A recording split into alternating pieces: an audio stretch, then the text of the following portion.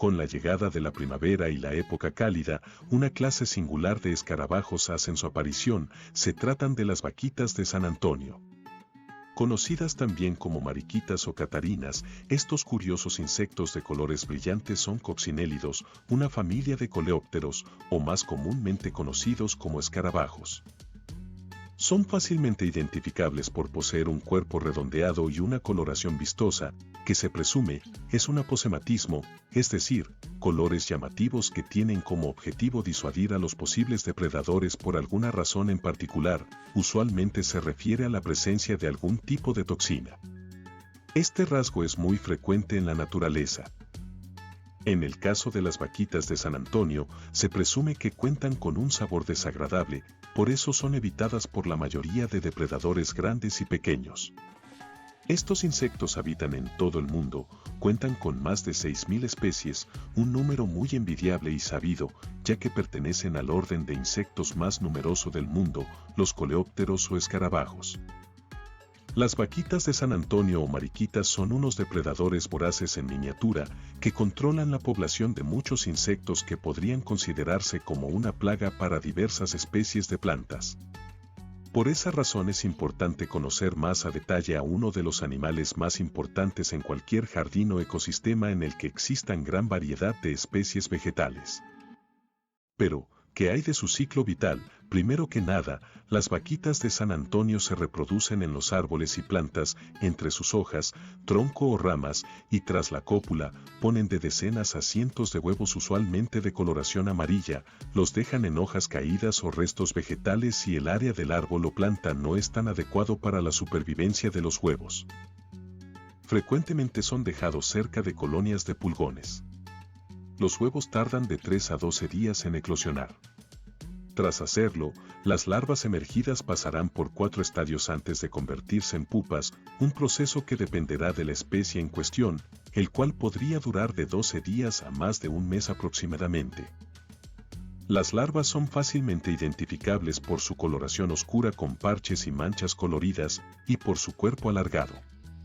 Durante este estadio la larva será altamente voraz, depredando toda clase de insectos pequeños o restos fúngicos que encuentre por su paso. Entre sus presas más frecuentes encontramos a los ácaros, a los cocos o cochinillas, a algunas larvas de mosca, y a su fuente de alimento más común, los pulgones. Unos hemípteros muy pequeños y de morfología poco variada, pero que cuentan con una enorme cantidad de especies, todas ellas son parásitos de las plantas y de los árboles, llegando a considerarse plagas al dañar el cultivo o enfermarlo. Por eso es que las mariquitas son muy importantes en los jardines y cosechas que puedan sufrir la amenaza de los pulgones. La larva en el transcurso de su etapa de transición hacia pupa, comerá en torno de 300 a 500 pulgones, algo que puede variar dependiendo el tamaño del pulgón y de las oportunidades que tenga la larva, llegando a devorar más de 1000 en algunos casos.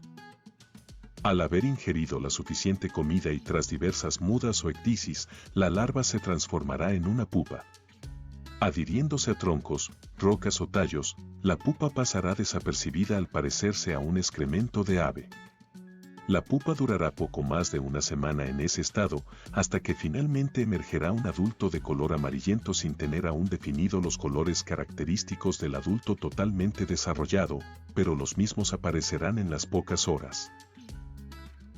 Ahora bien, como es la vida de un adulto, generalmente los adultos de mariquitas dedican gran parte de su tiempo en conseguir pareja y en la búsqueda de alimento. Los adultos, o imagos, se alimentan muy parecido a las larvas. Pero su dieta es más variada, pasando de cazar pulgones, larvas de mosca, cochinillas y otros insectos, a consumir hongos en las plantas o restos vegetales y alimentarse de néctar, polen y huevos de otros insectos. No hay que menospreciar el papel de un adulto de coccinélido, puesto que podrían llegar a alimentarse de cientos de organismos pequeños en tan solo un verano. Solo hay una excepción, y hablamos de los miembros de la subfamilia Epilacninae, cuyos representantes no son carnívoros, más bien al contrario, se alimentan de plantas, semillas y granos. Siendo una gran amenaza para algunos cultivos y cosechas si no presentan la amenaza de las avispas parásitas, su principal depredador. Algunas especies de mariquitas que habitan las regiones frías y templadas se congregan en grandes grupos, migrando hacia tierras altas y albergándose en la corteza de árboles, hojarasca, grietas y rocas para soportar las bajas temperaturas, donde aguardan en un estado parecido a la hibernación. En ocasiones, se ha llegado a contar hasta 6.000 individuos amontonados en un mismo árbol. Y cuando las temperaturas son más cálidas, se dispersan hacia zonas de apareamiento y de alimentación. En su búsqueda de alimento, el adulto se moverá a diferentes clases de árboles, teniendo predilección por aquellas plantas de hojas y tallos blandos, las cuales son frecuentadas por pulgones. O en árboles del género Citrus, que son parasitados por cocoideos, que son las cochinillas o insectos escamas, un pariente de los pulgones. Solo hay pocos animales que desean alimentarse de las mariquitas, entre ellos algunos pocos pájaros, ranas, arañas, avispas o libélulas. Usualmente esto sucede cuando las mariquitas son larvas, debido a su cuerpo blando y vulnerable que es reemplazado por el exoesqueleto lustroso y rígido del adulto. Así pues, sabido todo esto, entendemos el papel mucho más grande e importante de estos insectos tan curiosos y llamativos para con la flora autóctona y el control de las plagas en los cultivos.